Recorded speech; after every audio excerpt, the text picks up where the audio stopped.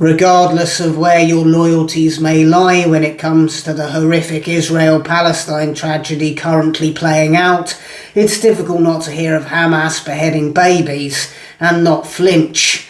What sort of absolute moral vacuum must some of these individuals have been raised in to believe that there's any justification for decapitating infants? If your system of cultural and religious values sanctions the malicious slaughter of babies, then you've been indoctrinated with some truly horrendous poison.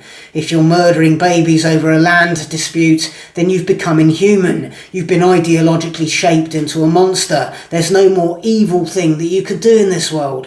You've become godless, soulless, diabolic, and it's terrifying enough to know that these animals exist half a world away from us, but far more chilling to realise that we're importing them. Whether by legal means or illegal, they arrive at our shores in their thousands, eroding our values, heritage, culture, replacing our liberalism, our tolerance with autocracy, intolerance, violence and censorship. They wash up on our shores with corrosive historical grievances, with the intention of colonising the coloniser. They get their free housing and benefits, and there could be nothing further from their minds than integration. They haven't come to fit in. They've come to take over, to drag us all back to the Stone Age with their religious and cultural bigotries, to decimate the advancements and ideals of Western civilization. And they're assisted by legal professionals and politicians, the fetid products of hard-left academia, intoxicated with ideas of tearing down the capitalist hegemony, to raise everything to the ground and start again. So filled with their own pompous delusions of social justice, they adopt the attitude of any means necessary. The ends justify the means.